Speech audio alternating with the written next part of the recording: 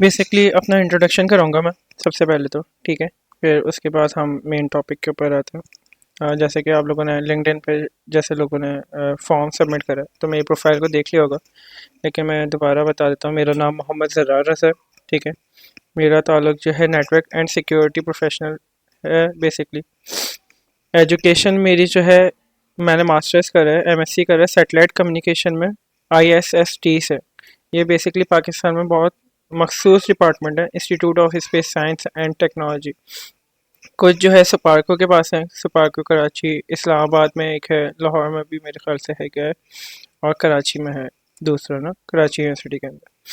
तो अभी तक पाकिस्तान में तकरीबन जो स्टूडेंट्स ने एजुकेशन हासिल करी होगी institute of space science and technology के डिपार्टमेंट से, तो ऑलमोस्ट 10,000 बच्चों ने करी होगी ना। तो उससे ज़्यादा नहीं करी होगी ये, क्योंकि पाकिस्तान में 3-4 जगह इसके डिपार्टमेंट है। मैंने बीएससी ऑनर्स भी वहीं से करा है, स्पेस साइंस से, और डिप्लोमा करा था इलेक्ट्रॉनिक्स से, और मैट्रिक करा था साइंस से। मेरे एक्सपीरियंस के अगर हवाले से देखा जाए तो senior network and security engineer हूँ मैं कॉमटेल के अंदर अभी ना, रिसेंटली। अच्छा, कॉमटेल में बेसिकली हमारा काम क्या होता है कि हम लोग डिप्लॉयमेंट करते हैं। इंटीग्रेटर कहलाता है बेसिकली ना, कॉमटेल जो है इंटीग्रेटर है। तो हम लोग डिप्लॉयमेंट्स करते हैं डिफरेंट डिफरेंट ऑर्गेनाइजेशंस के अंदर जाके, उनकी रिक्वायरमेंट्स के हिसाब से। वो कहते हैं कि जो है आप हमारे नेटवर्क को रिवैम्प कर दें, मतलब शुरू से हमारा पूरा नेटवर्क बना दें, तो हम पूरा नेटवर्क उनको डिज़ाइन करके देते हैं। फिर टूल्स जो हैं उनके जो है डिप्लॉय करते हैं, चाहे वो फायरवॉल्स हो गए, चाहे वो राउटर हो गए, चाहे वो स्विचेस हो गए, चाहे वो एस डी लैन हो गया, आपका डिफरेंट सॉल्यूशंस हो गए, जो भी हो गए वो हम डिप्लॉय करके देते हैं उनको, सही है। और फिर उनको ऑपरेशनल करके उनके हवाले करते हैं। तो ये हमारा काम है। उससे पहले मैं सीनियर नेटवर्क इंजीनियर था के इलेक्ट्रिक के अंदर। तो वहाँ पे हम लोग जो है 13,500 यूज़र्स हैं बेसिकली के इलेक्ट्रिक के। तो हम लोग वहाँ पे जो है हर ब्रांच के और जो है कनेक्टिविटी को मैनेज करते थे। नॉक के अंदर था मैं वहाँ पर। फिर नेटवर्क इंजीनियर था मैं एक आईएसपी है सुपरनेट। तो सुपरनेट के अंदर जो है नॉक के अंदर जो है मेट्रो फाइबर नॉक थी, उसके अंदर जो है मैं अपनी क्या कहते हैं खिदमात पेश कर रहा था। और ट्रेनिंग और जो सर्टिफिकेशंस हैं NSC 1, NSC 2, NSC 4 और CCNA जो है मैंने अभी तक करा हुआ है। इंशाल्लाह अभी 2 सर्टिफिकेशन और निकालनी है, तो अभी वो वक्त मिलेगा तो वो निकाल दूँगा। बात करते हैं मेन टॉपिक पे आते हैं, सही है। Main topic basically course outline हम डिस्कस कर लेते हैं। सबसे पहले कि कोर्स आउटलाइन में हम इस कोर्स के अंदर पढ़ेंगे क्या क्या पढ़ेंगे, ठीक है। हम NSC 4 के अंदर जो हम पढ़ेंगे इंट्रोडक्शन होगा हमारे पास सीरीज़ का। NSC Fortinet ने जो सीरीज़ डिज़ाइन करी है वो हम देख लेंगे, वो अभी ही देख लेंगे। फायरवॉल का, FortiGate फायरवॉल का जो है इंट्रोडक्शन होगा, और आपका जो है Fortinet की हिस्ट्री होगी, मॉडल्स होंगे, पैकेट फ्लो होगा, इंस्पेक्शन मोड होगी। ये बेसिक्स हैं, ठीक है। फिर उसके बाद आपका आ जाता है कि हम FortiGate को जो है वेब से कॉन्फ़िगरेशन करेंगे, ठीक है। अगर किसी का माइक खुला हुआ है तो प्लीज़ बंद कर लें ताकि डिस्टर्बेंस ना हो, ठीक है। तो हम जो है इस कोर्स के अंदर जो है वेब, वो FortiGate को जो है वेब के थ्रू जो है कॉन्फ़िगरेशन करना सीखेंगे। पूरी कॉन्फ़िगरेशन FortiGate की देखेंगे। उसके अंदर आपकी आईपी राउटिंग फंडामेंटल्स आ जाती हैं, आपके dynamic policy based routing, traffic control हो गया आपका, आपका DHCP होता है, रिले नेट, IPv4 की पॉलिसीज़ होती हैं उसके ऊपर, और वेब होता है बेसिकली ना, वर्चुअल आईपी होता है, वो देखेंगे। आईपी पूल्स देखेंगे। FortiGate को जो है OS को अपग्रेड करना, डाउनग्रेड करना, बैकअप लेना, रीस्टोर करना, ये भी देखेंगे। इंट्रोडक्शन, SD-WAN का इंट्रोडक्शन होता है, ठीक है। लेकिन जो इसके अंदर मैं आपको जो है पूरा पढ़ाऊँगा। किसी भी इंस्टीट्यूट के अंदर जो है आपको SD-WAN कभी भी इतना डिटेल के अंदर नहीं पढ़ाते हैं। NSC 4 के अंदर मैं आपको SD-WAN जो है पूरा डिटेल के अंदर पढ़ाऊँगा, जो एक आपकी FortiGate फायरवॉल के अंदर एक क्या कहते हैं एक फ़ीचर होता है। तो इसको मैं जो है आपको डिटेल के अंदर पढ़ाऊँगा, और ये बहुत मार्केट के अंदर जो है कम लोगों को आता है, जो लोग FortiGate फायरवॉल यूज़ भी कर रहे होते हैं उनको पॉलिसीज़ बनाना आती होती है, उनको ट्रैफिक को जो है कंट्रोल करना आता है, लेकिन उनको SD-WAN नहीं आता। वो मैं आपको SD-WAN सिखाऊंगा, आपको FortiGate पे VPNs बताऊंगा कि साइड टू साइड VPNs क्या होता है, आपका SSL VPN क्या होता है। आप आपको जो है सारी सिक्योरिटी प्रोफाइल्स पढ़ाऊंगा मैं, वेब फिल्टरिंग कैसे कंट्रोल करते हैं, DNS फिल्टरिंग कैसे कंट्रोल करते हैं, कि आपकी ऑर्गेनाइजेशंस हैं बेसिकली। तो ऑर्गेनाइजेशन के अंदर जो है वेब फिल्टर, आप देखते होंगे कि जो है आप इंटरनेट यूज़ कर रहे हैं और आपके पास वेब एप्लीकेशन नहीं चल रही है, एंटरटेनमेंट की जो है URLs नहीं चल रहे हैं, तो ड्रग्स की URLs नहीं चल रहे हैं, तो कैसे फ़िल्टरिंग करते हैं आप एप्लीकेशन को कैसे फ़िल्टरिंग करते हैं। तो ये सारी चीज़ें जो हैं ये सिक्योरिटी प्रोफाइल से मैं आपको बताऊंगा, DNS फ़िल्टरिंग बताऊंगा, फायरवॉल की ऑथेंटिकेशन बताऊंगा, FortiGate जो है आपका उसकी HA क्या होता है, HA मैं आपको डिटेल में बताऊंगा और बहुत ऐसा बताऊंगा कि आप जो है इंशाल्लाह जब यहाँ से पढ़ेंगे HA के बारे में तो आप खुद HA बना सकेंगे, क्योंकि ये कुछ ऐसे फीचर्स हैं जो हाई अवेलेबिलिटी हो गई, आपका SD-WAN हो गया, सही है, आपके SSL VPN हो गए, आपका IPsec VPN हो गया, ये नहीं आते लोग जो है बैठ के फायरवॉल्स पे काम कर रहे होते हैं ऑर्गेनाइजेशन में, उनको ये बनाना नहीं आता, उनको वेब एप्लीकेशन नहीं आती कि वेब एप्लीकेशन जो है कैसे फ़िल्टरिंग करेंगे, एप्लीकेशन फ़िल्टरिंग कैसे करेंगे, तो उन्हें नहीं आता। ठीक है, तो ये सारी चीज़ें मैं आपको बताऊंगा। आपको जो है FortiGate पे एंटीवायरस का फीचर होता है, इंट्रूजन प्रिवेंशन, डॉस पॉलिसी बनती है, तो डॉस अटैक से आप कैसे बचेंगे, तो ये सारी चीज़ें ये हम पढ़ेंगे FortiGate के ऊपर।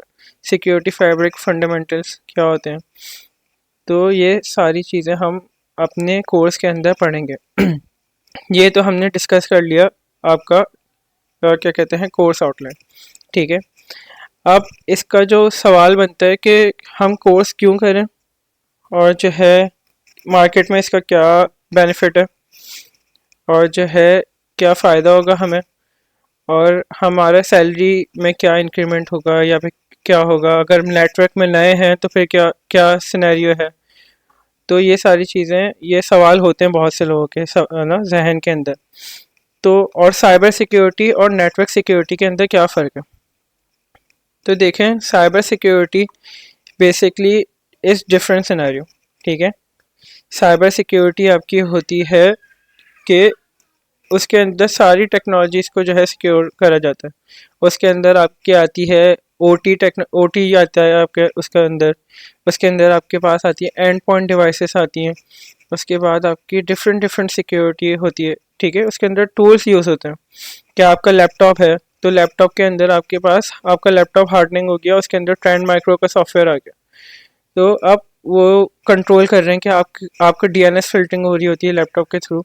तो ये सारी चीज़ें जो हैं हर एक एक चीज़ को कंट्रोल करना वो साइबर सिक्योरिटी होती है। ठीक है, फिर उसके बाद आता है नेटवर्क सिक्योरिटी। नेटवर्क सिक्योरिटी क्या करता है कि आप एक ऑर्गेनाइजेशन के अंदर बैठे हुए और उस ऑर्गेनाइजेशन का इनग्रेस ट्रैफिक और एग्रेस ट्रैफिक को आपको कंट्रोल करना है। सही है, तो अब और इंटरनल नेटवर्क को भी आपको सिक्योर करना है। तो आप कैसे सिक्योर करेंगे, आप फायरवॉल के थ्रू, नेटवर्क सिक्योरिटी के थ्रू जो है आप चीज़ें कंट्रोल करना शुरू करेंगे कि अंदर का ट्रैफिक बाहर जा रहा है, बाहर का ट्रैफिक अंदर आ रहा है। तो वो आपका नेटवर्क का जो जितना भी ट्रैफिक होगा ना उसकी जो सिक्योरिटी होती है वो नेटवर्क सिक्योरिटी कहलाती है। तो वो आप फायरवॉल्स के थ्रू आप जो है डिफरेंट डिफरेंट सॉल्यूशंस लगाते हैं, आप नैक लगा देते हैं जो ISS का वो आजकल चल रहा है, आप जो है FortiGate फायरवॉल लगा देते हैं, एज फायरवॉल होती हैं, फिर VPN फायरवॉल्स होती हैं, डाटा सेंटर फायरवॉल्स होती हैं। तो ये फायरवॉल्स की एक ना बहुत बड़ी क्या कहते हैं वास्ट फील्ड है। उसके बाद आ जाती है आपकी वेब एप्लीकेशन फायरवॉल। तो लेकिन फायरवॉल को पढ़ने से पहले आप कैसे पढ़ेंगे, फायरवॉल को आपको पता ही नहीं है। तो अब जो लोग नेटवर्क से ताल्लुक़ रखते हैं, जो नेटवर्क इंजीनियर्स हैं, अब उनको पता है कि मैंने मार्केट में ऐसे भी लोग देखे हैं जिनके पास 8-8 साल का या 6-6 साल का एक्सपीरियंस है ISP के अंदर, वो आज भी राउटिंग और स्विचिंग के ऊपर खेल रहे हैं और उनका सैलरी ब्रैकेट वो ब्रैकेट है जो कि एक नया बच्चा आता है, वो फायरवॉल सीख के आता है और थोड़ा सा उसने CCNA का पढ़ा हुआ होता है और वो FortiGate का कोर्स करके आता है और वो फायरवॉल चला रहा होता है और उसकी सैलरी ब्रैकेट और उनका सैलरी ब्रैकेट जो है ना आसपास का होता है। तो जाहिर सी बात है कि आप 8 साल से जब काम कर रहे हैं तो टेक्नोलॉजी जो है अपग्रेड हो रही है, ठीक है। तो वो टेक्नोलॉजी जो अपग्रेड हो रही है तो आपको उसको अडॉप्ट करना पड़ेगा। तो आपको उसको, जब तक आप उसको अडॉप्ट नहीं करेंगे, आपका सैलरी में नहीं जो है बेनिफिट नहीं होगा, आपकी सैलरी ब्रैकेट नहीं चेंज होगा।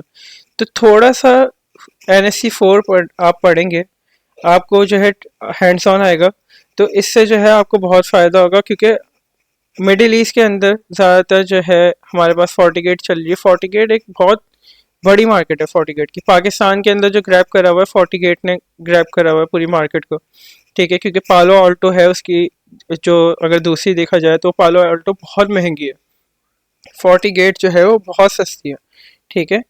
तो और जो सिस्को की फायरवॉल आ गई है FTD, वो मैनेज करना मुश्किल है। जो ऑर्गेनाइजेशंस के जो लोग होते हैं ना, वो कतराते हैं ऐसी फायरवॉल लगाने से जो मैनेज करना मुश्किल है। क्योंकि ऑपरेशन भी तो मैनेज करने हैं ना उन्हें। तो वो देखते हैं और देख के लगाते हैं। फोर्टिगेट फायरवॉल जो फायरवॉल है वो बहुत इजी फायरवॉल है। और मतलब आप कुछ क्लासेस लेंगे, कुछ मतलब पढ़ेंगे, फोकस करके पढ़ेंगे, तो इससे आपको क्या फ़ायदा होगा कि आपको ये फ़ायदा होगा कि आप जो है इसको यूज़ करना सीख जाएंगे। और कुछ अरसे के अंदर जब आप हैंड्स ऑन प्रैक्टिस करेंगे तो फिर उसके बाद आपका आप जो है ग्रैब कर लेंगे चीज़ों को, और उससे आपको सैलरी में बहुत बेनिफिट होगा। मतलब 1-1 साल के बच्चे जो होते हैं, जो 40 गेट डिप्लॉय कर रहे होते हैं, उनका ब्रैकेट जो है 100K के आसपास होता है। 100K प्लस और 100K के आसपास जो है उनका होता है। क्योंकि उनको 40 गेट फायरवॉल लगाना आती है, उन्हें चलाना आती है, उनको पॉलिसीज़ बनाना आती है, उनको IPsec टनल्स बनाना आते हैं, उनको डिप्लॉयमेंट करना आती है। तो वो जो है अच्छा खासा जो है उनकी सैलरी ब्रैकेट जो है बढ़ जाता है। तो ये हमारे पास था जी। किसी का क्वेश्चन था मोहसिन, आपका हैंड रेस हुआ था।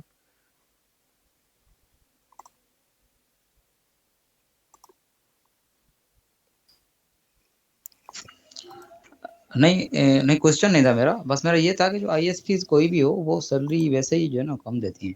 जी आप जी की जी। स्टडी मार्केट लेवल से लेकिन बिल्कुल बढ़ जाती है, लेकिन देखें एटलीस्ट ISP आपकी। के अंदर, जी आपकी बात बिल्कुल ठीक है, लेकिन जो ISP के अंदर लोग होते हैं वो राउटिंग स्विचिंग ही उनको आती है। बहुत से लोग ऐसे हैं, मेरा भी बहुत ताल्लुक रहा है ISP से। तो बहुत हुँ, से लोग ऐसे होते हैं कि वो ISP को से निकल नहीं पाते, क्योंकि उनके पास राउटिंग स्विचिंग का एक्सपीरियंस होता है, उनके पास जो है डिफरेंट टेक्नोलॉजीज का एक्सपीरियंस नहीं होता है। मेरा कहने का मकसद ये था। आपके पास अच्छा, WLC चल रहा है, आपके पास WLC मार्केट के अंदर चल रहा है, आपके पास फायरवॉल्स हैं, आपके पास डिफरेंट टेक्नोलॉजीज हैं। तो ISP के अंदर ये टेक्नोलॉजीज नहीं होती हैं। उनके अंदर कम्प्लीटली जो है राउटिंग और स्विचिंग होती है। अब उसके अंदर वो BGP चला रहे होते हैं, वो SPF चला रहे होते हैं, वो उसके अंदर माहिर होते हैं। वो फायरवॉल्स वगैरह के उनको इतना आइडिया नहीं होता। तो मेरा कहने का मकसद ये था, ठीक है। अच्छा, दूसरी चीज़ ये कि आपने जो SD-WAN का नाम लिया, आप हम्म। SD-WAN बताएँगे या SD-WAN की सिक्योरिटी बताएँगे? देखिए SD-WAN जो है एक बहुत बड़ा टॉपिक है, ठीक है। जी, जी, तभी तभी तो मैंने 40 गेट ये फायरवॉल के अंदर एक SD-WAN का फीचर आता है, ठीक है। अच्छा, सही, हाँ, सही, सही। तो वो हम फ्यूचर को जो है टोटली डिस्कस करेंगे और उसको कॉन्फ़िगर करना मैं सिखाऊंगा। अच्छा, तो ये थोड़ा SD-WAN का अगर हमें बेसिक आइडिया होगा, हम्म। तो ही हम उसको सिक्योर कर सकेंगे ना? नहीं नहीं, उसकी ज़रूरत नहीं है, वो मैं आपको क्लियर करवा दूंगा, उसका कोई इशू नहीं, अच्छा, ठीक है। अच्छा, ठीक, अब ठीक। इस कोर्स को पढ़ने के लिए आपको जो ज़रूरत है, जैसे अगर कोई बिगनर है, यूनिवर्सिटी स्टूडेंट है, तो उनको क्या ज़रूरत होती है, उनको बेसिक नॉलेज होनी चाहिए नेटवर्किंग की, ठीक है। कि नेटवर्किंग क्या है, राउटिंग स्विचिंग क्या होती है, OSI एंड TCP/IP प्रोटोकॉल्स क्या होते हैं, VLANs क्या होते हैं, VPNs क्या होते हैं, एक्टिव डायरेक्टरी और DHCP और DNS क्या होता है।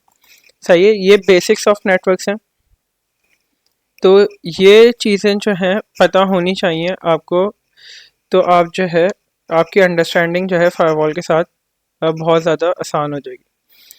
तो ये कोई इतना मुश्किल काम नहीं है। अगर आप एक दिन यूट्यूब पे ये वीडियोस देखेंगे तो आपको पता चल जाएगा कि राउटिंग जो है लेयर 3 के ऊपर काम कर रही होती है, स्विचिंग लेयर 2 के ऊपर होती है, OSI लेयर्स क्या होती हैं। तो खैर OSI लेयर्स में आगे अगर कोई न्यू बिगनर है तो मैं उसको उसके लिए जो है इजी कर देता हूँ। OSI लेयर्स में बता देता हूँ, VLANs क्या होती हैं, नेटवर्क को सेग्रीगेट करने के लिए होती हैं। तो ये सारी चीज़ें जो हैं, ये अगर अगर किसी ने नहीं पढ़ी है और वो इस कोर्स को पढ़ना चाहता है, तो वो एक दिन की बात है, वो 1 या 2 दिन के अंदर वीडियो देखेगा यूट्यूब से और उसको ये बेसिक नॉलेज हो जाएगी। फिर उसके बाद जो है उसके लिए FortiGate फायरवॉल की जो है अंडरस्टैंडिंग आसान हो जाएगी। सही है। तो OSI लेयर की ये एक इमेज है, बेसिकली एक क्या कहते हैं, इंटरनेट की हम समझते हैं कि जो है पैकेट कैसे फ़्लो करता है, कैसे पैकेट जो है एक सेंडर से जो है एक ट्रांसपोंडर से जो है एक रिस्पॉन्डर के पास जाता है और रिस्पॉन्डर से ट्रांसपोंडर के पास, तो कैसे ट्रांसमिट हो रहा है और कैसे रिसीव हो रहा है डाटा। तो ये हम OSI लेयर जो है हम समझते हैं उसके अंदर। ठीक है। तो जैसे कि सपोज़ कर लें कि आपके पास जो है व्हाट्सएप है। सही है। तो व्हाट्सएप के अंदर ये क्लियर हो रही है इमेज आप लोगों को। व्हाट्सएप के अंदर जो है आपके पास एप्लीकेशन है। ठीक है। अब आपने क्या करा कि एप्लीकेशन से आपने मैसेज टाइप करा और मैसेज टाइप करके आपने सेंड करा। तो मैं आसान ज़बान में समझा देता हूँ, फिर बाद में थ्योरी जो है अगर किसी को पढ़नी है तो वो पढ़ लेगा। तो एप्लीकेशन व्हाट्सएप से आपने मैसेज करा और मैसेज करने के बाद जो है सपोज़ करें कि प्रेजेंटेशन लेयर पे आया आपका मैसेज, और फिर उसने जो है ह्यूमन लैंग्वेज को जो है मशीन लैंग्वेज के अंदर कन्वर्ट कर दिया। ठीक है। फिर सेशन लेयर होती है। ये सेशन लेयर जो है ना आपके रिसीव मतलब जो ट्रांसमिट कर रहे हैं आप डाटा, तो जहाँ पर डाटा रिसीव होगा वहाँ से एक ना वर्चुअल सेशन बना देती है। सही है। उसके बाद क्या होता है, आपके पास ट्रांसपोर्ट लेयर होती है। ट्रांसपोर्ट लेयर के अंदर ना आपके पास प्रोटोकॉल्स होते हैं। आपके पास प्रोटोकॉल होता है UDP और आपका पास होता है TCP। ठीक है। एक कहलाता है कनेक्शन ओरिएंटेड और एक कहलाता है कनेक्शन लेस। अब व्हाट्सएप आपका जो काम करता है वो 2 प्रोटोकॉल के ऊपर काम करता है, एक TCP और UDP। TCP बेसिकली क्या काम करता है, जब आपने मैसेज करा तो वो मैसेज आपके सामने जो क्या कहते हैं बंदा था, उसके पास जो है उस वक्त नेट नहीं चल रहा था। ठीक है। आपके पास से पैकेट निकला और पैकेट निकल के जा रहा है आपके जहाँ पे आपको डाटा भेजना है वहाँ पे। तो वहाँ पे जाते हुए आपका पैकेट जो है कहीं पे लॉस हो गया, तो उस पैकेट को कंप्लीट करना TCP प्रोटोकॉल की जिम्मेदारी होती है कि मेरा पैकेट वो मेक श्योर करता है कि आपका पैकेट जो है कंप्लीट पहुँचे जहाँ पे आपकी डेस्टिनेशन है, और जब तक वहाँ पे इंटरनेट कनेक्ट नहीं होगा तो वो पैकेट लॉस नहीं होगा, वो पैकेट जो है जा रहा होगा उसके पास, और जैसे ही इंटरनेट होगा तो वो पैकेट वहाँ पहुँच जाएगा और वो आपको एक्नॉलेज कर देगा। ये काम जो है TCP प्रोटोकॉल का होता है। UDP के अंदर ये होता है, मैं सिंपल एग्जांपल से रहा हूँ। UDP के अंदर ये होता है कि आपने पाकिस्तान इंडिया का मैच चल रहा है और आपने जो है यूट्यूब के ऊपर लाइव स्ट्रीमिंग लगाई हुई है, मैच देख रहे हैं आप। सही है। PTV से या फिर कहीं से भी देख रहे हैं। तो वो पैकेट आपके पास आ रहा है, वो कनेक्शन लेस है, और वो पैकेट आपके पास आ रहा है, कहीं पे भी आपके इंटरनेट के अंदर कोई भी वेरिएशन आई, कोई नॉइज़ आई, तो वो पैकेट जो है लॉस हो जाएगा। ठीक है। तो वो अगर एक बॉल पे अगर शाहिद अफरीदी ने छक्का मारा है और वो छक्का मारते वक्त जो है शाहिद अफरीदी साहब का जो है छक्का मारते वक्त जो है आपका इंटरनेट चला गया, तो वो आप नहीं देख पाएंगे कि उन्होंने छक्का मारा था कि नहीं मारा था। फिर उसके बाद जब रिव्यू होगा तो फिर आपको पता चलेगा कि हाँ यार कि छक्का मारा था उन्होंने, तो वो पैकेट लॉस हो गया, वो UDP कहलाता है। ठीक है। तो ये 2 प्रोटोकॉल्स के ऊपर जो है आपकी ट्रांसपोर्ट लेयर काम कर रही होती है। फिर उसके बाद नेटवर्क लेयर आती है। नेटवर्क लेयर के अंदर हम कहते हैं कि भाई मैं जो है इस्लामाबाद में बैठा हुआ हूँ। ठीक है। और मेरी सोर्स एड्रेस क्या है, मेरा सोर्स एड्रेस ये है IP मतलब IPv3 के मतलब IPv4 बताते हैं हम उसमें। लेयर 3 होती है, कहलाती है नेटवर्क लेयर। उसके अंदर हम सोर्स IP एड्रेस बताते हैं और अपनी डेस्टिनेशन IP बताते हैं कि भाई अगर इस कराची हमें जो है भेजना है पैकेट, तो यहाँ पे कराची की जो है हमारे पास जो है डिटेल होगी कि हमारी डेस्टिनेशन कराची है। सोर्स मैं इस्लामाबाद हूँ और मेरी डेस्टिनेशन जो है क्या है, कराची है। तो ये हम जो डिफ़ाइन करते हैं ये नेटवर्क लेयर के अंदर का डिफ़ाइन करते हैं। डाटा लिंक लेयर जो होती है ये लेयर 2 के ऊपर काम कर रही होती है। ये मेक श्योर कर रही होती है कि हमारा पैकेट कोई एरर फ्री पैकेट होना चाहिए, और मैक एड्रेस की बिहाफ पे काम कर रही होती है। फिर ये फिजिकल लेयर आ जाती है, आपके पास फाइबर हो गई, आपके पास जो भी मीडियम यूज़ हो रहा है ये फिजिकल लेयर हो जाती है। तो ये फिजिकल लेयर जो है जाती है और जो है आपका कनेक्शन होता है वाया फाइबर या फिर कुछ भी। तो फिर ये फिजिकल लेयर के बाद आपका पैकेट वापस जो है वाइस वर्सा, मतलब नीचे से फिर ऊपर जाता है और फिर आपके पास एप्लीकेशन पे व्हाट्सएप पे आपको मैसेज रिसीव हो जाता है। तो ये जो है एक छोटी सी मैंने एग्जांपल दी थी आपको OSI लेयर की, ठीक है। तो ऐसे हमारा जो है OSI लेयर काम कर रहा होता है। अब हम बात करेंगे अपने NSC सीरीज़ की, कि FortiGate ने आपको NSC सीरीज़ जो बना के दी है। तो ये बेसिकली NSC सीरीज़ Fortinet ने लॉन्च करी थी कि ताकि इसके कोर्स को पढ़ सकें FortiGate फायरवॉल से, या फिर डिफरेंट डिफरेंट जो सिनेरियोस होते हैं, तो उसके डिफरेंट डिफरेंट प्रोडक्ट्स हैं उनके हवाले से जो है सर्टिफिकेशन कर सकें, और ये पूरा कोर्स कम्प्लीटली डिज़ाइन करा था। अच्छा, 3 इसके जो Fortinet के कोर्सेस हैं, जैसे कि इसको ये NSC सीरीज़ कहलाती है, नेटवर्क सिक्योरिटी एक्सपर्ट सीरीज़, सही है। तो नेटवर्क सिक्योरिटी एक्सपर्ट 1 के अंदर जो है आपका साइबर सिक्योरिटी के बारे में पढ़ाते हैं। ये आप अगर जो है Fortinet के पोर्टल पे जाके अपना अकाउंट बनाएंगे, ट्रेनिंग पोर्टल के ऊपर जाके, तो वहाँ पे 1, 2 और 3, ये 3 जो क्या कहते हैं सर्टिफिकेशन है, ये फ्री सर्टिफिकेशन हैं, ये आप इजीली कर सकते हैं। 1 और 2 के अंदर जो है साइबर सिक्योरिटी के बारे में पढ़ाते हैं, ठीक है। और 3 के अंदर जो है प्रोडक्ट के हवाले से पढ़ाते हैं, ये आपकी सेल्स में काम आता है। फिर उसके बाद जो है आपके पास आती है NSC 4, जो कि मार्केट के अंदर बहुत वास्ट अब जो है मतलब एक तरीके से बूम हुआ हुआ ये सर्टिफिकेशन, लोग बेतहाशा इसको पढ़ रहे हैं। इसलिए पढ़ रहे हैं क्योंकि आप हमें जो है इसके अंदर जो है ना Fortinet की FortiGate फायरवॉल की एडमिनिस्ट्रेशन आ जाती है। हमें पूरी फायरवॉल कंप्लीट जो है उसका पता चल जाता है कि फायरवॉल काम कैसे करती है, और जो है हम इसके अंदर फायरवॉल से कैसे पैकेट को जो है अपने शेप कर सकते हैं, बेसिकली जो है अपने ट्रैफिक को कैसे कंट्रोल कर सकते हैं और मॉनिटर कर सकते हैं। ये NSC 4 के अंदर होता है, सही है। फिर NSC 5 की सर्टिफिकेशन है। NSC 5 के अंदर जो है हम प्रोडक्ट के हवाले से पढ़ते हैं। इसके अंदर Forti एनालाइज़र आ जाता है, Forti मैनेजर आ जाता है, सीम आ जाता है, इनसाइट आ जाता है, Forti क्लाइंट EMS आ जाता है। फिर 6 के अंदर जो है हमारे पास ऑथेंटिकेटर है, Forti मेल है, Forti wifi, WLC, Forti web, NAC, DOS, DDoS हो गया, ADC, ये डिफरेंट डिफरेंट जो है हर लेवल के ऊपर जो है वो अपने प्रोडक्ट्स के बारे में पढ़ाते हैं। Forti अच्छा 4 NSC 4 से लेके NSC 7 तक सिंपल एक एग्ज़ाम होता है। NSC 4 की फ़ीस जो है $400 है। फिर बाकी जो है वेरी करती है सर्टिफिकेशन के ऊपर।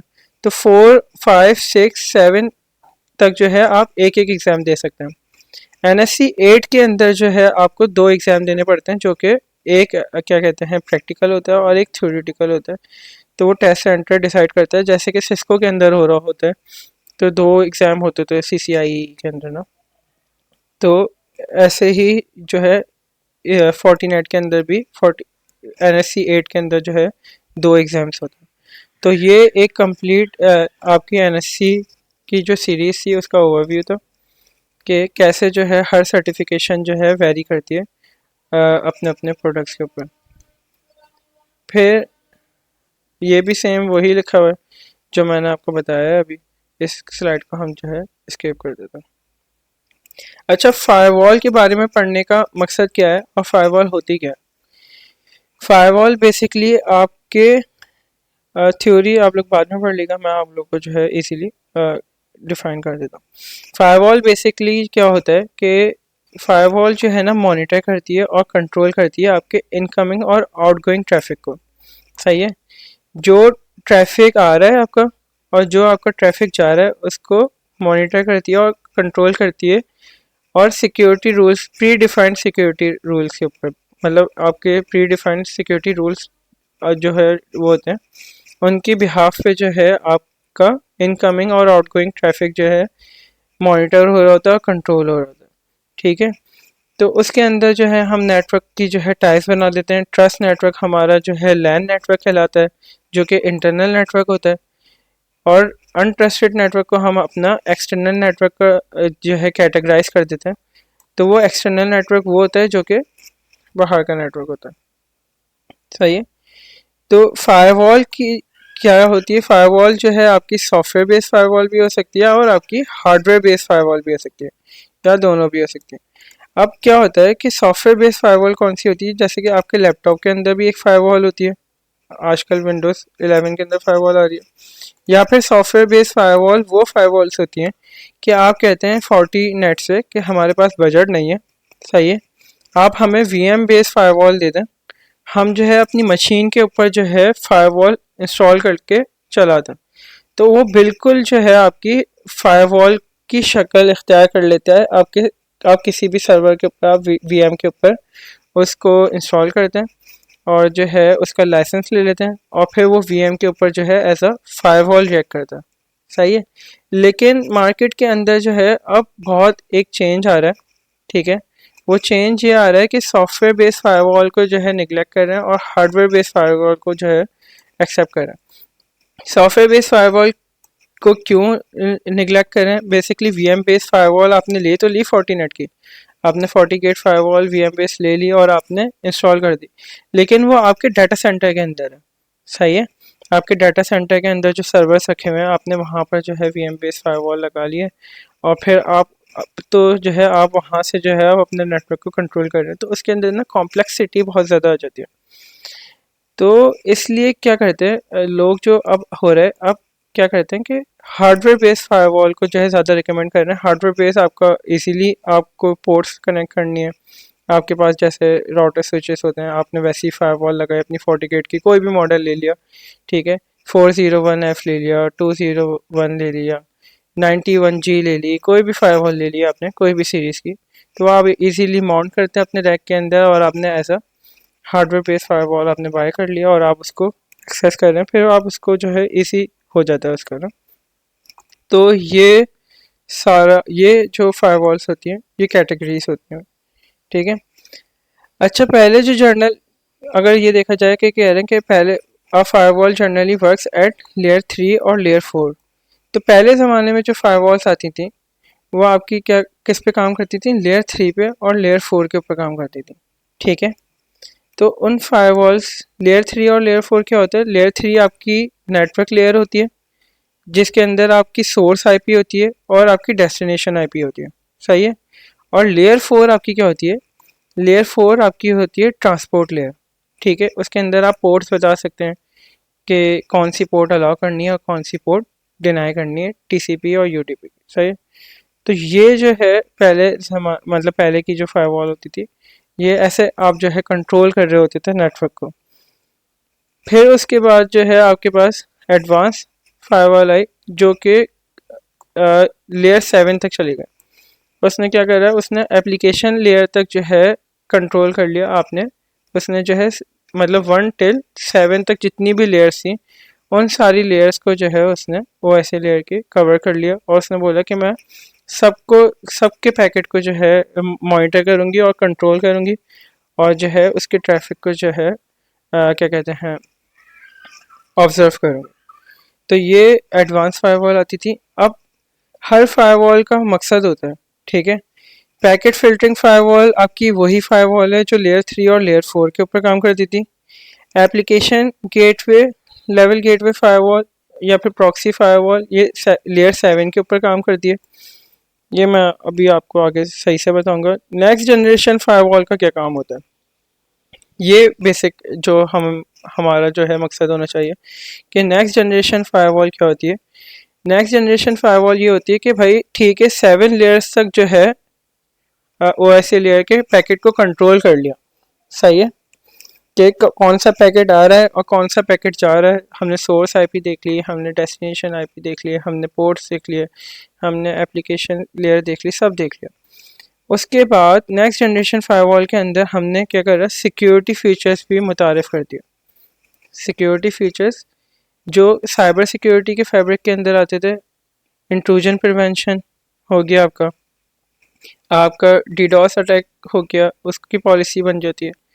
आपका जो है वेब फिल्टरिंग आप कर रहे हैं, वो 7 लेयर हो गई। वेब फिल्टरिंग मतलब उसको कंट्रोल कर रहे हैं आप पैकेट। तो नेक्स्ट जनरेशन फायरवॉल जो होती है वो डीपीआई के ऊपर काम कर रही होती है, वो कहलाता है डीप पैकेट इंस्पेक्शन, सही है। तो उसके अंदर जो है आप हर पैकेट को डीप पैकेट इंस्पेक्शन मतलब हर पैकेट को डीपली जो है आप उसको इंस्पेक्ट करते हैं। सही है। तो हर पैकेट को आप जो है डीपली इंस्पेक्ट करते हैं, हर लेयर के अंदर जाके उसके अंदर चेक करते हैं। अगर फाइल आ रही है, कोई फाइल ट्रांसमिट हो रही है, तो उस फाइल के अंदर तो कोई मेलवेयर तो नहीं है कि कोई फाइल हमारे पास बाहर से आ रही है। तो उसके अंदर तो अब वो तो ठीक है, डेस्टिनेशन आईपी अलाउ कर दी, सोर्स आईपी अलाउ कर दी, पोर्ट्स अलाउ कर दी, सब कुछ सही है। लेकिन वो जो फाइल आ रही है उस पैकेट के अंदर, जो पेलोड है उसके अंदर जो फाइल आ रही है, वो फाइल तो कहीं उसके अंदर मैलिशियस फाइल तो नहीं है। तो ये पैकेट को जो है ना बिल्कुल डीपली जो है इंस्पेक्ट करती है नेक्स्ट जनरेशन फायरवॉल। और उसके बाद जो है आपको जो आपकी पॉलिसीज़ बनी हुई होती हैं सिक्योरिटी की, फीचर मतलब फिक्स सिक्योरिटी की, एंटीवायरस की हो गई, आईपीएस की हो गई, इंट्रूजन प्रिवेंशन की, और आपकी क्या कहते हैं एप्लीकेशन पॉलिसी हो गई है, फ़िल्टरिंग हो गई है, वेब फ़िल्टरिंग हो गई है। तो ये सारी पॉलिसीज़ को वो चेक कर रहा होता है कंटिन्यूसली, और उसके हिसाब से जो है वो पैकेट को कहता है कि हाँ ये हमारी पॉलिसी से मैच कर रहा है, ये पैकेट क्लियर है, तो इसको जाने दो। अदरवाइज़ जो है इस पैकेट को क्वारंटाइन कर दो और आइसोलेट कर दो इसको, इस पैकेट को नहीं जाने दो। तो ये जो नेक्स्ट जनरेशन का जो फ्यूचर होता है, अगर कोई इंटरव्यू में आपसे पूछे कि नेक्स्ट जनरेशन फायरवॉल क्यों काम करती है और कैसे काम कर रही होती है, तो ये डीपीआई के ऊपर, डीप पैकेट इंस्पेक्शन कर रही होती है, तो उसकी बिहाफ के ऊपर जो है ये काम कर रही होती है। ये एक इमेज है, और ये इमेज के ऊपर जो है बेसिकली क्या कहते हैं डिफाइन करा गया है कि वैन नेटवर्क है। ये वैन नेटवर्क आपका पब्लिक नेटवर्क हो गया। सही है। इस पब्लिक नेटवर्क से आपके लैन नेटवर्क के अंदर जो है डाटा आ रहा है, तो बीच में जो है आपके ऐसा ये गेटवे फायरवॉल लगी हुई है, कोई एज फायरवॉल समझ लें आप, पैरामीटर फायरवॉल समझ लें। तो ये फायरवॉल लगी हुई है। अब आप अलाउ करवाना है आपको, आप कहते हैं कि यार मुझे जो है ये जो खातून बैठी हुई है इनका पैकेट, और ये जो पर्सन बैठा हुआ है ब्लू वाला, इसका पैकेट जो है मुझे अलाउ करवाना है। सही है। तो इसके पैकेट को आप अलाउ कर दें, बाकी ये जो 3 लोग हैं ना इनके पैकेट को आप डिनाई कर दें। तो सिर्फ इन 2 के पैकेट ही आपके पास आ सकेंगे लैंड नेटवर्क के अंदर, बाकी सब के पैकेट जो है डिनाई हो जाएंगे। और इन 2 के भी पैकेट वो पैकेट आएंगे जो आपकी पॉलिसीज से जो है मैच कर रहे होंगे, कि मतलब उसके उसके अंदर पैकेट के अंदर कोई मैलिशियस पैकेट तो नहीं आ रहा। तो अगर कोई मैलिशियस पैकेट आ रहा होगा तो उसको ब्लॉक कर देगा। सही है। और आपका लैंड पैकेट जो बाहर जा रहा होगा वैन की तरफ, तो वो भी आपकी पॉलिसीज़ के मुताबिक ही एक्सेस कर सकेगा। इवन कि आपके इंटरनेट हो गया, आपके पास जो है आपके यूज़र्स मोबाइल से कनेक्ट हो रहे हैं, तो वो मोबाइल में भी वही एप्लीकेशंस चला सकेंगे जो आप अपनी पॉलिसी के अंदर अलाउ करेंगे। आप अपनी पॉलिसी के अंदर अगर डिनाई कर देंगे कि इंटरटेनमेंट की पॉलिसीज़ बंद करनी है, ड्रग्स की एप्लीकेशंस बंद करनी है, तो आपके पास यूट्यूब की एप्लीकेशन बंद हो जाएगी, आपके पास स्नैपचैट बंद हो जाएगा, आपके पास इंस्टाग्राम बंद हो जाएगा। तो डिफरेंट डिफरेंट एप्लीकेशंस आपकी बंद हो जाएंगी। आपका ट्रस्टेड नेटवर्क जो लैन नेटवर्क है वो भी उन साइट्स को जो है आपके बैठ के एक्सेस नहीं कर पाएगा। तो इससे जो है लोग बैंडविड्थ को भी क्या कहते हैं बचाते हैं, अपनी बैंडविड्थ भी बचती है क्योंकि फ्रीली यूज़ नहीं हो रहा होता आपका आईनेट, और जो है आपका फिर सिक्योरिटी भी हो जाती है इसके थ्रू। सही है। तो ये वही टाइप्स आ गई हैं 3। पैकेट फिल्टरिंग फायरवॉल वही फायरवॉल कहलाती है जिसके अंदर हम लेयर 3 और लेयर 4 के अंदर काम कर रहे होते हैं, जिसके अंदर सोर्स और डेस्टिनेशन आईपी हो गई है, और प्रोटोकॉल्स और आपके पोर्ट्स हो गए, मतलब लेयर 4 हो गई। तो इसके ऊपर जो है आप मॉनिटर करते हैं आउटगोइंग और इनकमिंग पैकेट को। ठीक है। फिर उसके बाद प्रॉक्सी फायरवॉल आ जाती है। Proxy firewall as a application layer के ऊपर काम कर रही होती है, 7 लेयर के ऊपर काम कर रही होती है। लेकिन प्रॉक्सी फायरवॉल का ना थोड़ा सिनेरियो डिफरेंट है, मैं आपको पेंट पे बताता हूँ।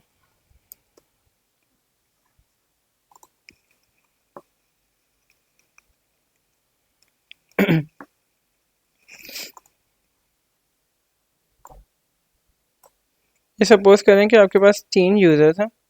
ठीक है। ये आपके पास प्रॉक्सी फायरवॉल है, ये आपके पास इंटरनेट है, और ये कहीं जाके आपका कोई सर्वर रखा हुआ है। सही है। कोई भी सर्वर हो सकता है। अब क्या होगा कि एक पैकेट जनरेट करा आपके यूज़र ने, सही है। इस यूज़र ने कहा कि भाई मुझे जाना है उस सर्वर तक, ठीक है, जो ये सर्वर यहाँ पे लगा हुआ है इसे वहाँ तक जाना है, सही है। तो ये आपके प्रॉक्सी फायरवॉल के पास आया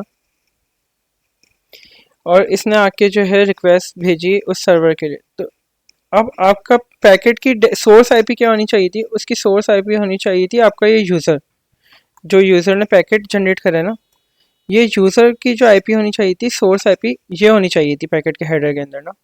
ये जो प्रॉक्सी फायरवॉल होती है, ये प्रॉक्सी फायरवॉल क्या करती है कि पैकेट की जो सोर्स आईपी होती है ना वो चेंज कर देती है। अब जब इंटरनेट के पास पैकेट जाएगा तो इंटरनेट को पता चलेगा कि ये पैकेट जो है यहाँ से जनरेट हुआ है, सही है, और इसको जाना कहाँ पर है, इसको जाना है इस सर्वर के ऊपर।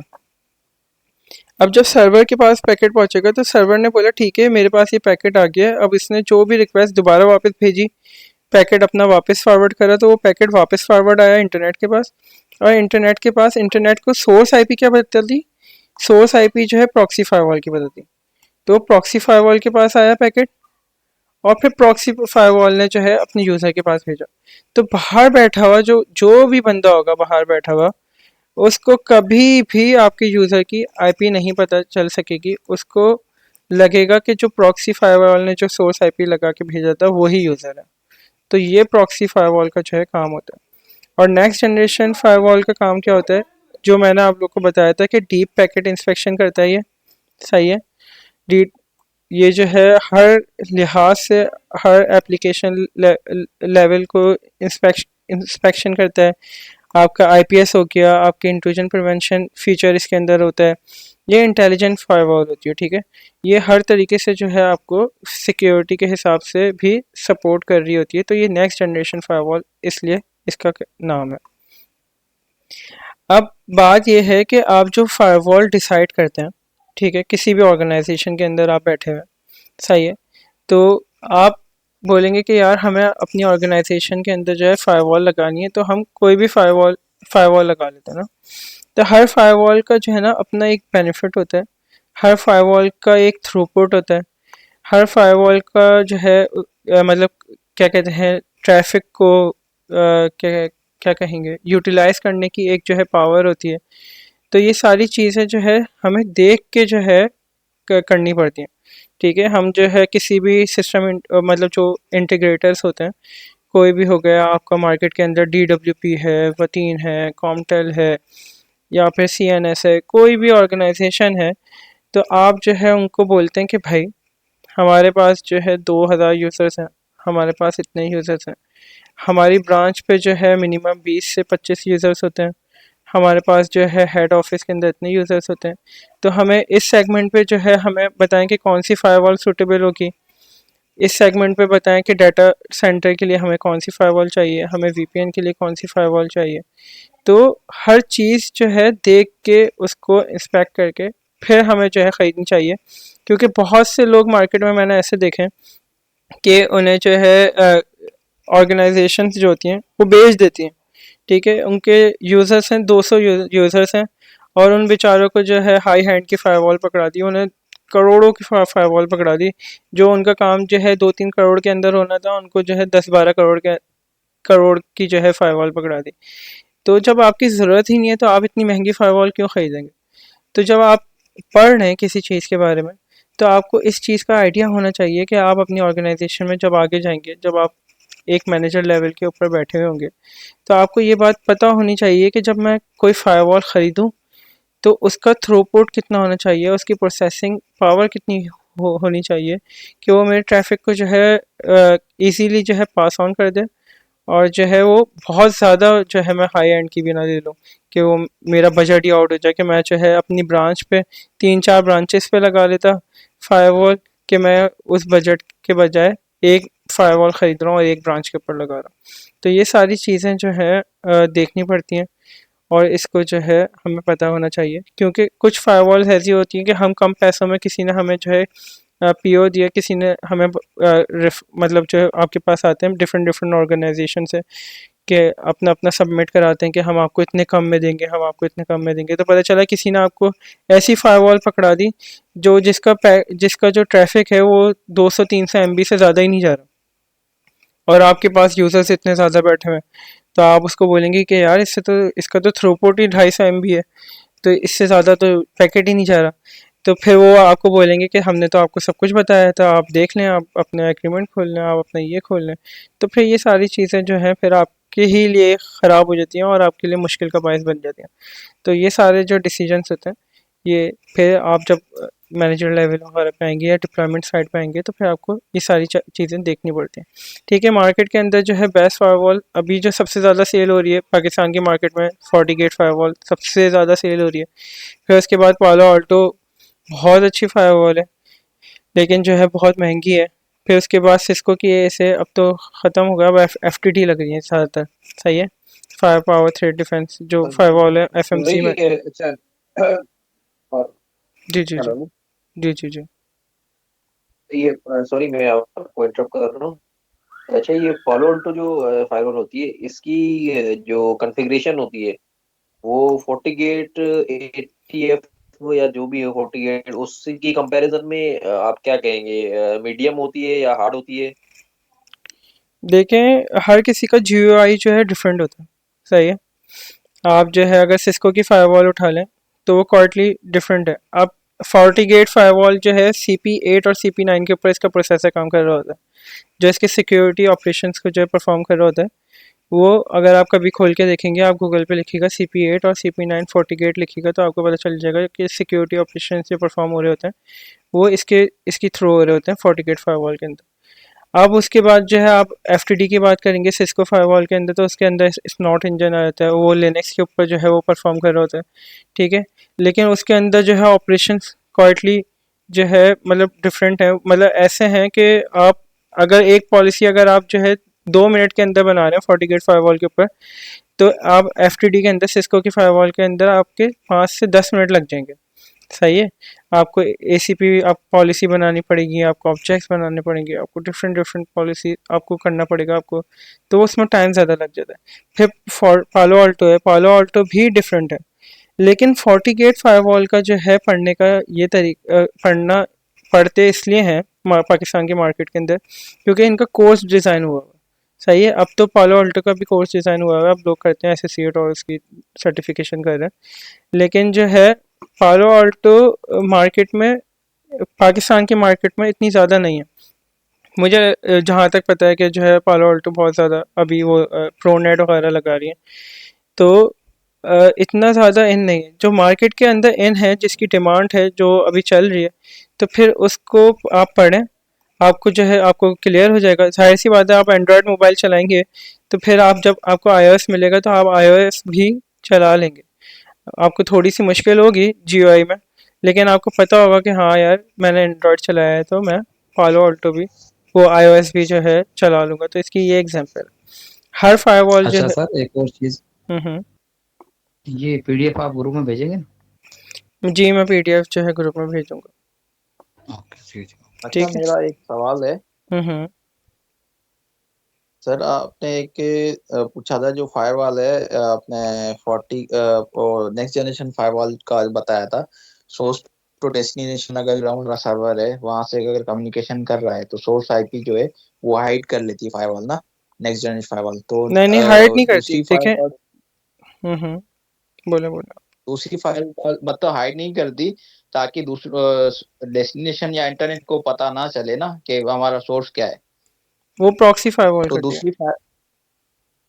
देखो दूसरी फायरवॉल्स जो होती हैं तो उसकी ये सीन नहीं होता कि वो जैसे कि उसको इंटरनेट को पता ही नहीं है कि मेरी सोर्स IP क्या थी।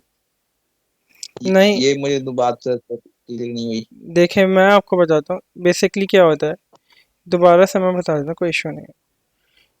देखें, प्रॉक्सी फायरवॉल क्या करती है, दोबारा आ जाता है। नेक्स्ट जनरेशन फायरवॉल में ऐसा नहीं होता। ठीक है, ऐसा जो होता है ना वो प्रॉक्सी फायरवॉल के अंदर होता है। प्रॉक्सी फायरवॉल क्या करती है कि जब आपके पास से यूज़र्स के पास से पैकेट आता है, ठीक है, यूज़र के पास से पैकेट आया फायरवॉल के बाद, प्रॉक्सी फायरवॉल के पास, तो सोर्स IP जो है किसकी होनी चाहिए थी, यूज़र की होनी चाहिए थी।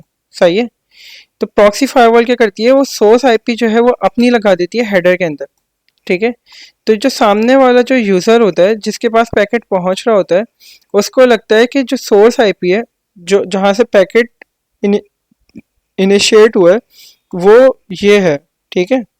जो प्रॉक्सी फायरवॉल ने जो है आपकी सोर्स आईपी लगाई होती है, तो उसको लगता है कि जो है आपका जो सोर्स मतलब जो आईपी है, जो पैकेट जाता है उसके पास, तो उसको लगता है कि यहाँ से आईपी आई है, ठीक है। तो ये इसलिए होता है कि आपका जो लैन का जो सेगमेंट है ना, आपका जो लैन का सेगमेंट है वो सिक्योर है। इस सेगमेंट की किसी को आईपी पता ही नहीं चलेगी। सबको किसकी आईपी पता चलेगी? सबको आईपी पता चलेगी आपकी प्रॉक्सी फायरवॉल की। आपकी प्रॉक्सी फायरवॉल जो आपकी आईपी जनरेट कर रही होगी, तो उसकी आईपी जो है सबको सोर्स में आ रही होगी। तो ये काम प्रॉक्सी फायरवॉल कर रही होती है, और ये फिर सिक्योरिटी भी प्रोवाइड कर रही होती है आपके एप्लीकेशन लेवल के अंदर। सही है। अच्छा सही है, ये प्रॉक्सी का तो मैं समझ गया। फिर नेक्स्ट जनरेशन फायरवॉल में ये सीन नहीं होता? नेक्स्ट जनरेशन जैसे फायरवॉल के अंदर काम क्या होता है? नेक्स्ट जनरेशन फायरवॉल के अंदर आपका डीप पैकेट इंस्पेक्शन हो रही होती है। सही है। तो ये आपके जो है पैकेट को क्या कहते हैं, सिक्योर कर रही होती है, हर एक एक पैकेट को। आप सपोज करें कि मैं अभी आपको समझाता हूँ, अभी आप आगे पढ़ेंगे ना, तो फिर मैं आपको बिल्कुल ऐसा बताऊंगा कि आपको पता चल जाएगा। अभी थोड़ा सा एक लेक्चर है। मैं एक चीज थोड़ी ये ऐड करूं, ये जो नेक्स्ट जनरेशन फायरवॉल लगाएंगे तो ये जो इनिशियली जो पैकेट फिल्टरिंग वाला ये टास्क है वो भी ये जो है ना परफॉर्म करेगी, और जो है ना पैकेट फिल्टरिंग वाला टास्क भी परफॉर्म करेंगी। पैकेट फिल्टरिंग वाला, देखें पैकेट फिल्टरिंग आपकी क्या है, पैकेट फिल्टरिंग वाला टास्क भी आपकी परफॉर्म करेगी। है जाहिर सी बात है, पैकेट फिल्टरिंग में आपके पास लेयर 3 और लेयर 4 आ जाती है। सही है। सही। लेकिन ये अप टू 7 लेयर तक चली जाती है। सही है। आपकी 7 लेयर इसने कर दी। 7 लेयर के बाद फिर ये क्या करती है कि इसके बाद ना ये हर पैकेट को जो है, जो एक एक पैकेट जा रहा होता है, ठीक है, उस हर एक एक पैकेट को जो है क्या करती है, चेक कर रही होती है कि इस पैकेट के अंदर इसकी सोर्स आईपी, इसकी डेस्टिनेशन आईपी तो सही है। सही है। वहाँ से सोर्स आईपी आ रही है और आपकी जो डेस्टिनेशन आईपी है वो सही है, लेकिन इसके अंदर जो कोई पैकेट आ रहा है वो मैलिशियस है, उसके अंदर कोई वायरस ना हो, उसके अंदर कुछ ऐसा मतलब मैलिशियस फाइल नहीं हो, तो उसको जो है डिटेक्ट कर रही होती है, डीप पैकेट इंस्पेक्शन कर रही होती है। ये नेक्स्ट जनरेशन फायरवॉल का काम होता है। सही है। तो हमारे पास मार्केट में जो है जी किसी ने सवाल करा? वालेकुम सलाम। रजा भाई यार, एक चीज पूछनी थी। इसका जो आप ये करा रहे हैं, तो इनके लेब्स वगैरह जो करेंगे वो एवेंजॉय के थ्रू करेंगे या पीनेट के थ्रू? इसके लैब्स जो है हम इवेंजी के थ्रू करेंगे। सही है। अच्छा, हम जो है जितने भी लैब्स होंगी वो इवेंजी के ऊपर करेंगे, ताकि आप लोग जो है आप लोग इवेंजी के ऊपर करें। मैं फायरवॉल को ओपन करके भी दिखा देता हूँ, अगर किसी को नहीं पता कि फायरवॉल कैसे आती है। तो बिल्कुल सेम GUI, जो नेटवर्क से अगर जिनका ताल्लुक हो, तो बिल्कुल सेम GUI जो है आपके पास जो है फायरवॉल का, हमारे पास इवेंजी के थ्रू ओपन हो जाएगा, और हम जो है अपने टास्क को जो है यहाँ पे परफॉर्म करेंगे, जो कि हम कर सकेंगे इवेंजी के ऊपर। ठीक है जी। अब्दुल राफे, आपका कोई सवाल है?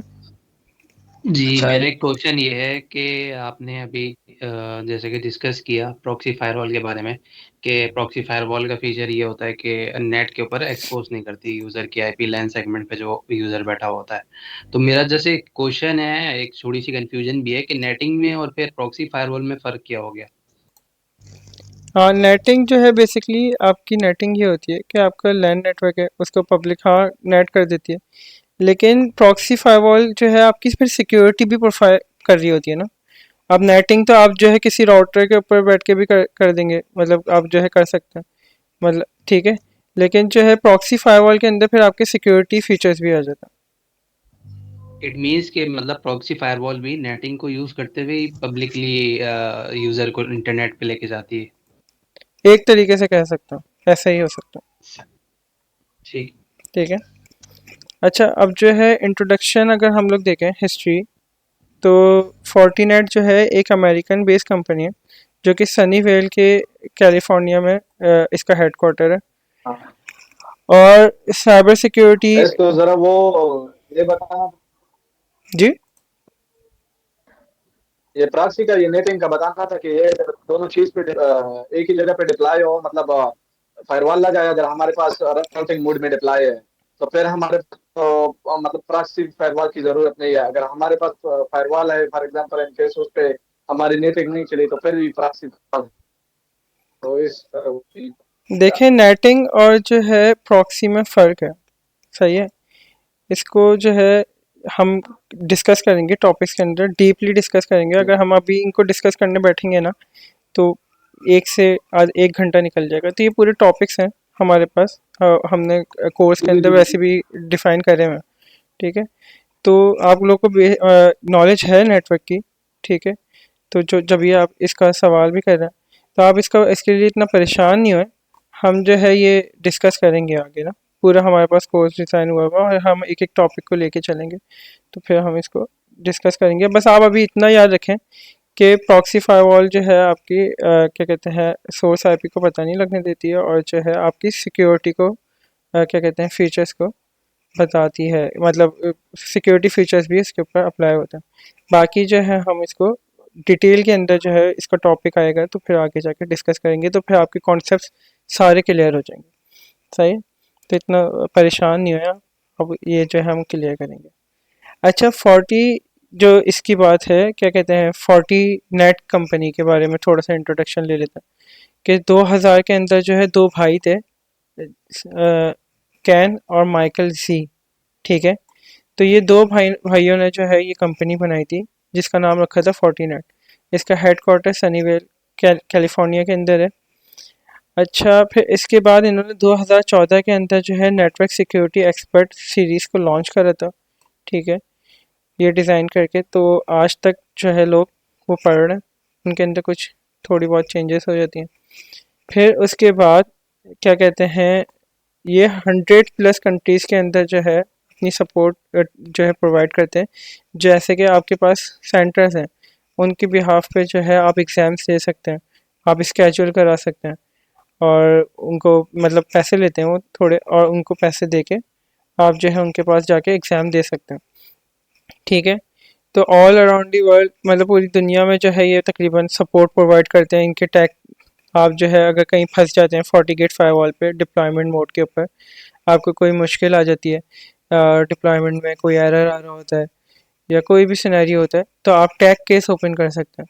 तो टैग केस का क्या होता है कि उस रीजन के अंदर, या फिर जैसे पाकिस्तान है, हम पाकिस्तान में बैठ के अगर कहीं किसी फायरवॉल में फंस जाए, कोई मसला आ रहा है, ठीक है, कोई एबनॉर्मल बिहेवियर है, तो अब वो एबनॉर्मल बिहेवियर हमें नहीं पता चल पा रहा है कि क्यों हो रहा है, तो आप टैग केस ओपन कर सकते हैं। तो इजिप्ट से और जो है इंडिया से, तो हमारे एशिया के रीजन को जो है लोग जो है क्या कहते हैं, सपोर्ट प्रोवाइड करते हैं और हम जो है फिर उनको इजीली अप्रोच करके उनसे डिस्कस कर सकते हैं और वो हमें गाइड करते हैं और जो है हमारे प्रोडक्ट को जो है देखते भी हैं।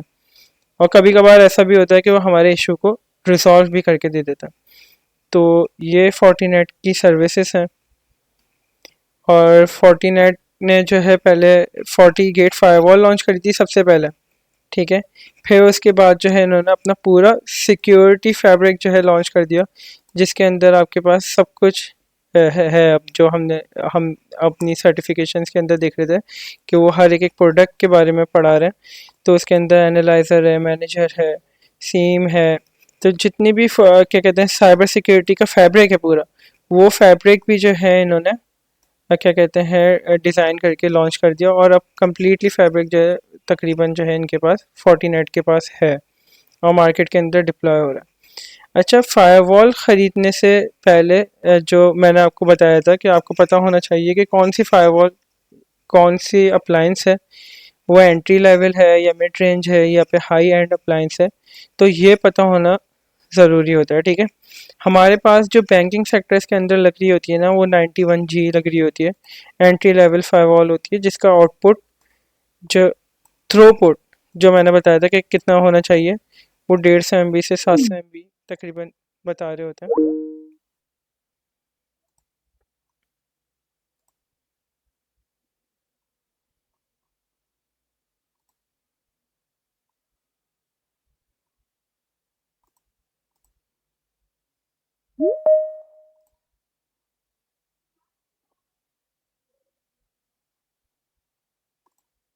अच्छा,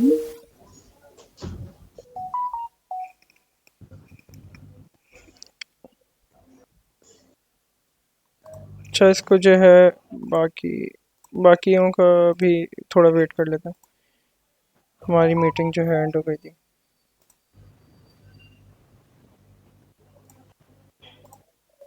मैं सोच रहा था शायद मैं ही निकल गया।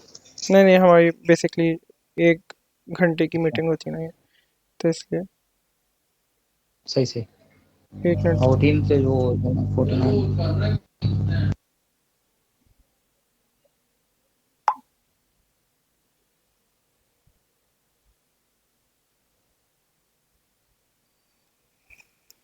ठीक है, तो जो है खैर। अच्छा, अब हमारे पास जो अप्लाइंसेस होते हैं ना, वो बेसिकली अप्लाइंसेस होते हैं लेवल्स के हिसाब से होते हैं। एंट्री लेवल अप्लायंस हो गया, मिड रेंज अप्लायंस हो गया, हाई एंड अप्लायंस हो गया, और फिर उसके बाद चेसिस बेस अप्लायंस हो गया। ठीक है, एंट्री लेवल अप्लायंस आपके पास जो है आजकल बैंकिंग सेक्टर्स की जो है ब्रांचेस पे लग रहे होते हैं। ठीक है, जैसे 91G हो गए, ये कम यूज़र्स के लिए होते हैं, कोई 10 यूज़र्स हो गए, कोई 15 यूज़र्स हो गए, तो उनके लिए होता है। ठीक है, तो इसका थ्रूपुट भी ज़्यादा नहीं होता। इंटरफेस जो है इसके पास 1 गिग का होता है, और जो है आपके पास थ्रूपुट जो है इसके पास 150 MB से 700 MB होता है, लिखा हुआ है, लेकिन जो है आप इसको कंसिडर 150 MB के आसपास, 250 से 300 के आसपास करें। ठीक है, फिर उसके बाद मिड रेंज अप्लायंस होती हैं। ये मिड रेंज अप्लायंसेस जो है ये मार्केट में इंस्टॉल होती हैं।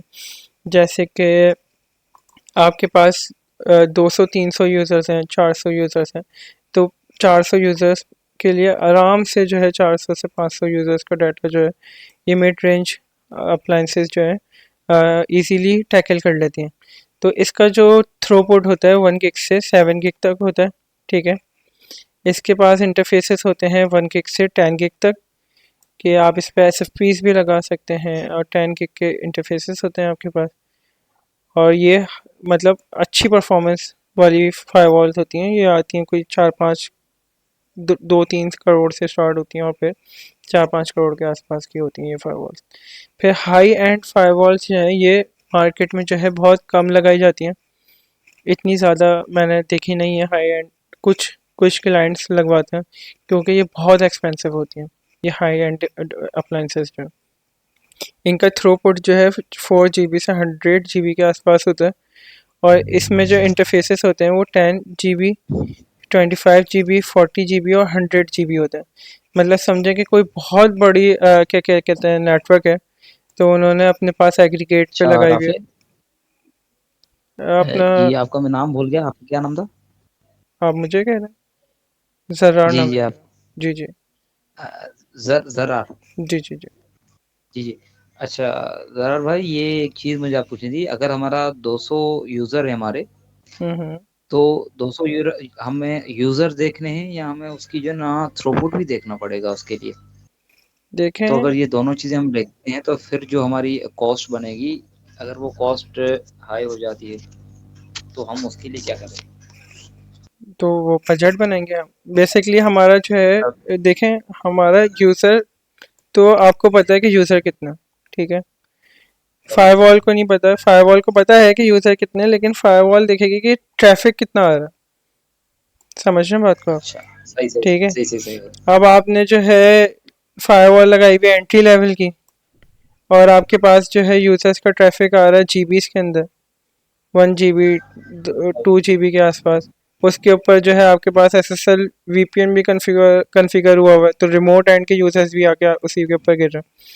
तो वो सही। जो एंटी लेवल की फायरवॉल है आपकी, वो बर्दाश्त नहीं कर पाएगी। ठीक है, तो सिक्योरिटी जब फीचर्स आप इनेबल करते हैं ना, सही है, तो फायरवॉल की प्रोसेसर के ऊपर लोड पड़ रहा होता है, इस बात को समझिएगा।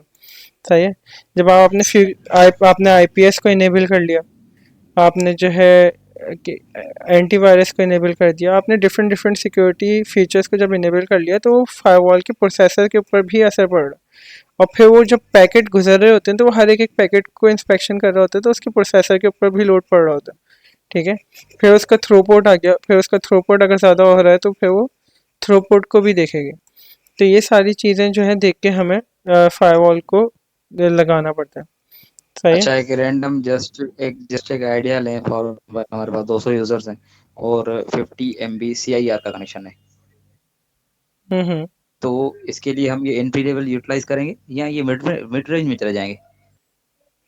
अगर 50 मतलब समझा नहीं कि 200 यूजर्स हैं और कितने 50 200 यूजर्स हैं और और बैंडविड्थ 50 हमारी MB CIR है 50 MB।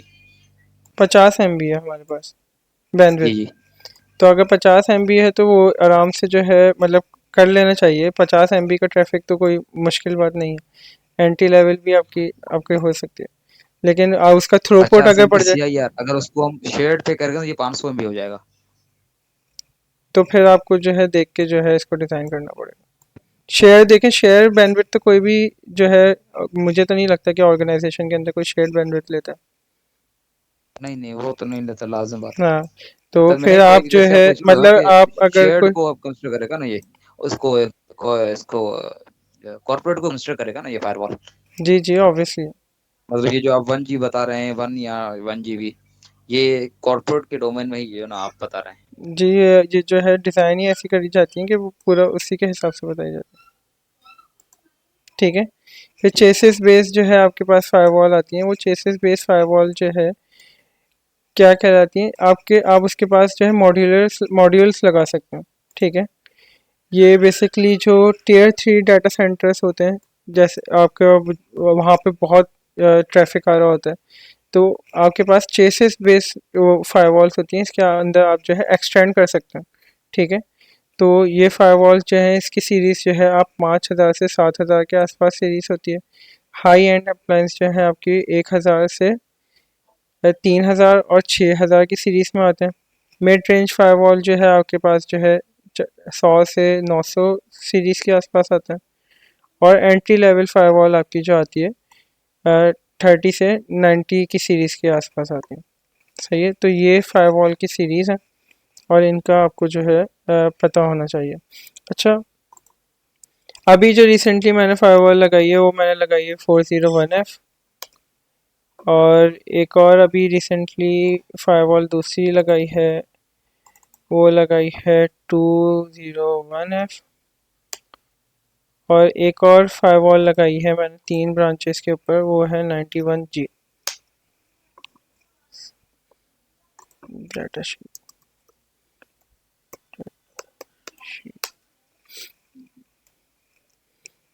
तो ये फायरवॉल की जो होती हैं बेसिकली डाटा शीट्स होती हैं।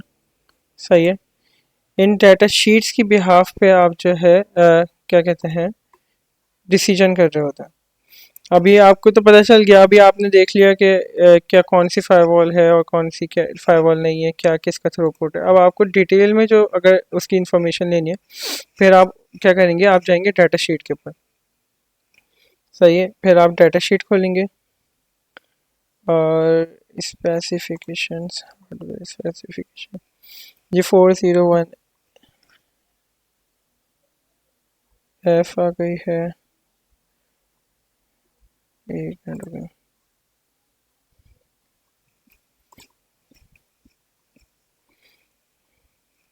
ये 401F आ गई है। ठीक है। कॉस्ट लिखी हुई है उसकी कितनी है, $13,000 है, अभी डिस्काउंट होकर आ रही है। ठीक है। वैसे 14,500 के आसपास है। फिर उसके अंदर जो है इसके लाइसेंस की प्राइसिंग होती है। अगर आप इसकी जो है इंटरफेसेस देखें, अच्छा हर किसी का ना एक अलग थ्रूपुट होता है। सही है। तो ये सारी चीज़ें जो है आपको रिसर्च करने से ही पता चलता है, ऐसे नहीं कभी भी नहीं पता चलता। अब ये इंटरफेसेस बता रहे हैं कि 16 इंटरफेसेस कौन से होंगे, RJ45 के होंगे गिग के। 16 इंटरफेसेस इसमें RJ45 गिग के हैं। 8 इंटरफेसेस आपके पास कौन से हैं, गिग SFP के हैं। फिर 4 इंटरफेसेस आपके पास कौन से हो गए, 10 गिग SFP के हो गए। और 4 आपके पास हो गए अल्ट्रा लो लेटेंसी 10 गिग के हो गए। तो ऐसे जो है मैनेजमेंट इंटरफेस हो गया आपके पास, USB पोर्ट हो गई, कंसोल केबल हो गई। तो इससे आपको जो है पता चलता है इसके अंदर SSD ऑन बोर्ड कौन सी लगी हुई है, 2, 480 GB SSD लगी हुई है। तो इससे इस डाटा शीट की बिहाफ पे जो है आपके पास क्या हो रहा होता है, आपके पास जो डिप्लॉयमेंट हो रही होती है, जो आपके पास प्री सेल्स की टीम होती है, वो इसकी डाटा शीट की बिहाफ पे जो है ना डिसीजन करती है। जो प्री सेल्स होती है ना, आप जो डिप्लॉयमेंट की टीम में होंगे, आप होंगे पोस्ट सेल्स, सही है। आप कभी भी जो है कस्टमर से डायरेक्ट नहीं होंगे। कस्टमर से जो डायरेक्ट होगा वो होगा प्री सेल्स का बंदा। तो प्री सेल्स का बंदा क्या होता है, वो कोटेशन देता है, वो फायरवॉल को डिसाइड करेगा, वो जो है उनको बताएगा कि भाई ये है, और फिर वो आपको लाइसेंस खरीद के देगा। वो आपको लाइसेंस ख़रीद के देगा, आपको जो है फिर क्लाइंट के पास जो है डिस्पैच करवाएगा फायरवॉल पार्ट प्रिंसिपल से कह के। तो फिर आप जो है जाके क्या करेंगे, आप जाके उसको डिप्लॉय करेंगे, और डिप्लॉय करने के बाद आप जो है उसको ऑपरेशन करके और हैंड ओवर कर देंगे किसको, क्लाइंट को।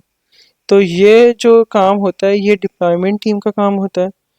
और आप जो है डिप्लॉयमेंट कर रहे होते हैं, और आपको अपनी इन चीज़ों के मतलब आपको प्रोडक्ट दे दिया जाता है, आपको प्री सेल्स की तरफ से बता दिया जाता है, और फिर आप जो है जाके अपनी जो है टोपोलॉजी डिज़ाइन करते हैं, और अपने हिसाब से आप भी इंगेज होते हैं उस क्या कहते हैं, क्या कहेंगे, कॉन्ट्रैक्ट के अंदर। तो फिर आप उसके हिसाब से जो है जाके डिप्लॉय करते हैं। तो ये आज की हमारी क्लास थी, ठीक है। अब कल से जो है हम अपनी क्लास का बेसिकली जो है आगाज़ करेंगे। उसके अंदर हम जो है अपनी FortiGate फायरवॉल को जो है एक्सेस करेंगे। एक्सेस करके जो है हम उसके अंदर अपना एडमिन प्रोफाइल को कॉन्फ़िगर करेंगे, और जो है पासवर्ड चेंज करना सीखेंगे। उसके अंदर जो है कंसोल लेना देखेंगे, और सारी डिफरेंट चीज़ें जो हैं कल से हम स्टार्ट कर देंगे इवेंजी के ऊपर। अभी तक की क्लास के हवाले से अगर किसी का कोई क्वेश्चन है और तो फिर पूछ सकते हैं। बाकी जो है रजिस्ट्रेशन वगैरह और किसी को जो है एडमिशन लेना हो अच्छा तो वो फिर डायरेक्टली मैसेज पे व्हाट्सएप पे कांटेक्ट कर लियो। अच्छा, मेरे पास सिस्टम में जो है ना वर्चुअल बॉक्स इंस्टॉल है, तो ये मुझे क्या VM भी इंस्टॉल करना पड़ेगा फिर? देखें बेसिकली मैंने जो करा हुआ है इवेंजी के लिए ना, ये वी एम वेयर करा हुआ है प्रो स्टेशन वर्क स्टेशन ना। ये वर्क स्टेशन आप डाउनलोड करेंगे, आप ये इंस्टॉल करेंगे। मेरे पास जो वर्जन है, ये वर्जन मैं शेयर कर दूंगा आपको, ठीक है। तो ये वर्जन मैं आप लोगों अच्छा को जो है स्क्रीनशॉट भी शेयर कर दूंगा, तो आप लोग ये इंस्टॉल कर लीजिएगा। और डेविड बॉम्बल जो है इवेंजी डाउनलोड करने के लिए, डेविड बॉम्बल एक बहुत अच्छा यूट्यूबर है, उसने पूरा कंप्लीट जो है ट्यूटोरियल डाला हुआ है इवेंजी इंस्टॉल करने के लिए ना। तो आप पूरा वर्क स्टेशन कैसे डाउनलोड करना है, कैसे सेव करना है, इवेंजी को कैसे इंस्टॉल करना है, और इंस्टॉल करके जो है कैसे यूज़ करना है, तो वो पूरा जो है ट्यूटोरियल है। मैं ये शेयर कर दूंगा डेविड बॉम्बल का क्या कहते हैं लिंक। तो उसकी थ्रू जो है आप फॉलो करेंगे स्टेप बाय स्टेप, तो इजीली जो है आप अपने पास इवेंजी और जो है वर्क स्टेशन जो है इंस्टॉल कर लेंगे।